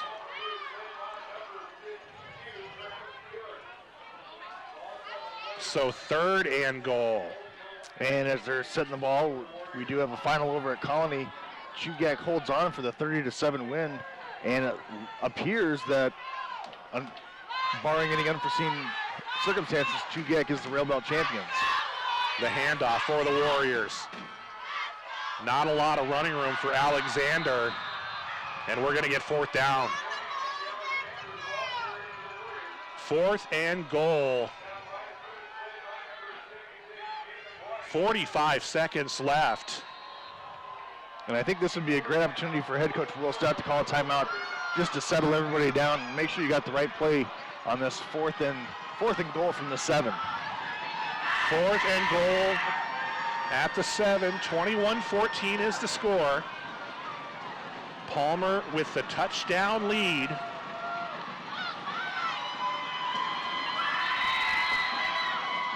And you're right. It's going to go ahead and take a timeout. This close to the tail end, we're just going to keep it right here. So you got the score. I do. 30-7. Chugach holds on. And a potential mess at the top of the standings now in the Rail Belt. So with the win, with that 23-point win, it's going to end up coming down to point differential between those teams. And again, assuming Lathrop does beat West Valley tomorrow. Right. At this report, we have, I'll find my numbers again. I believe Chugach is a +21 and Colony's going to be a -17. I think Lathrop right now is a -14. So Colony would be the odd man out and take the number 3 seed out of the rail belt. Right here, a good one. 4th and goal, 21-14. Wasilla trails, but 4th and goal with the football. The ball spotted about the 7-yard line. And this will be a play that we'll be talking about in future years when we talk about the Potato Bowl. Hongslow, the handoff, cuts back inside McDermott, and he stopped short of the end zone. A number of Palmer players come through with the tackle. Stopped just shy of the end zone. And Palmer will take over. 21-14. Holy cow. Obviously Palmer's excited, Wasilla's devastated, but both of these teams ran the ball so extremely hard today.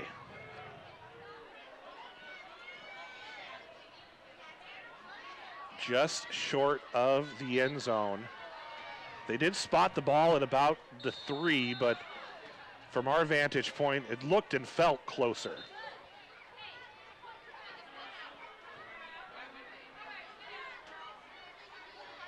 So this is a point where if you're Palmer, you're thinking take care of the football, and if you're Wasilla, one bad snap, one bad handoff, and anything can happen. And so you wonder if you just don't tell Clayton Southwick to take a knee right away as soon as he snaps the ball outside of the end zone. And Southwick will just push forward, and there'll be a timeout on the field.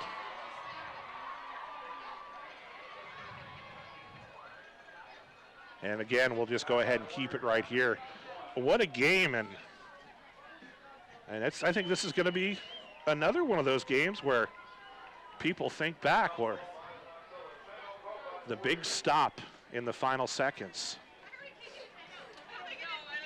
was about 10 seconds left, 12 seconds left?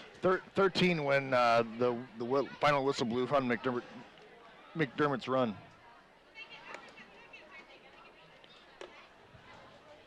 So a lot of action going on tonight. Tough one for Colony over in their place. You've got the birth of a new rivalry out at Houston with the Huskies and the Hawks. So a lot going on, and still, I mean, we're most likely going to have 4 Valley teams in the playoffs. Houston's looking good. Colony's still strong, a team to worry about. Wasilla's in the playoffs, and Palmer could make some noise in the medium schools bracket. Southwick under center. And again, just pushes forward, pushes ahead. 21-14. Timeout called by Wasilla with 2 seconds left. Be sure to stay tuned for what we like to call the McCourt Report. Jason McCourt's got the post-game show for you. He's going to have stats and scores for you and wrap up our final broadcast of the regular season. Our playoff schedule is to be announced.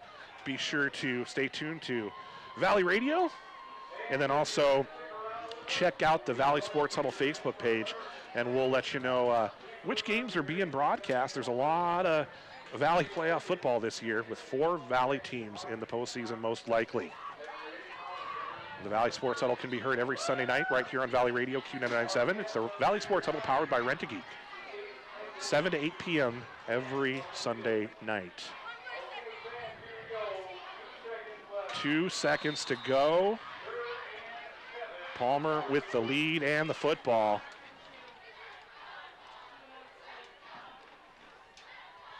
And Southwick will just kneel down.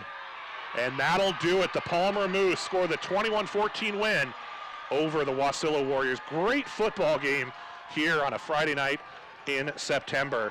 Well, let's take a 3-minute timeout, and Jason will be back with the post-game show.